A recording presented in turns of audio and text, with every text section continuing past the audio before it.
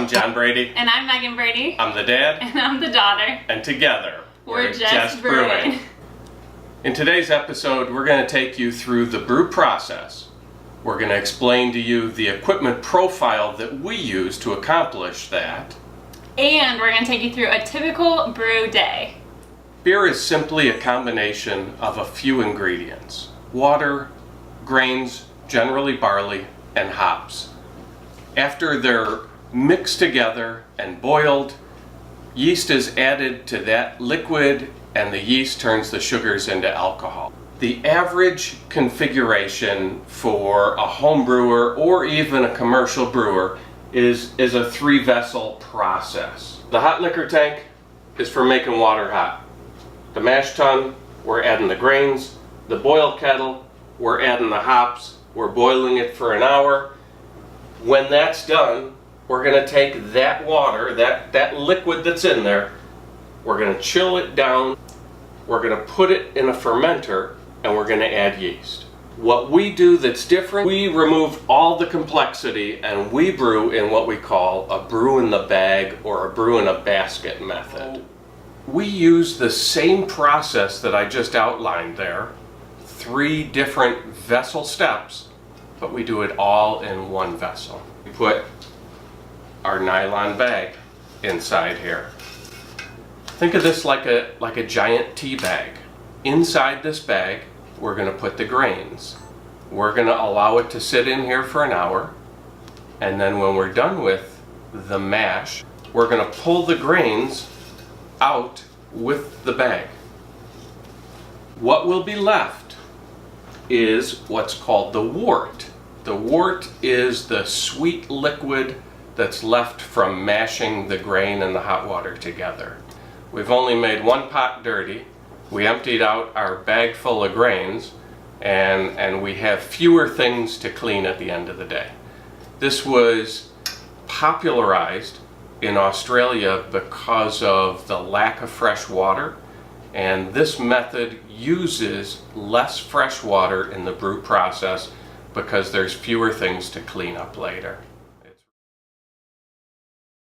But I'm kind of old school. I learned to bake in my grandmother's kitchen, and she wouldn't use an electric blender if a wooden spoon would work. Like coffee, they're roasted to bring out different flavors. Just like the 5-gallon kettle that I showed you inside with the mesh basket, we use the same process here in a larger version. We have a 10-gallon kettle, and instead of using the cloth mesh, we've got a stainless mesh basket, but it's exactly the same process. We've heated the water up to mash temperature, and we're gonna mash in the grain. Yep. So we're gonna add the basket, and then we're gonna pour the grain into the basket so that when we separate it and pull the basket out, we'll be left with the wort, which will boil.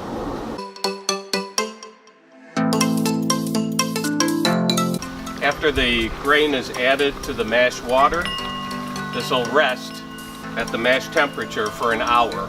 This mash process releases the sugar and starches from the grain that are then turned into alcohol by the yeast.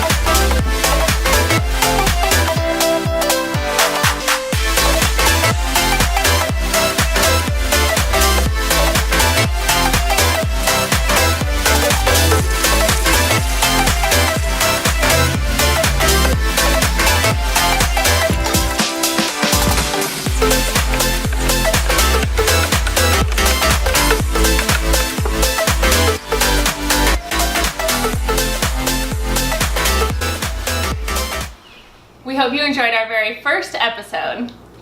I realize we covered a lot of material in a short amount of time. We wanted to give you an overview of the whole brew process from start to finish.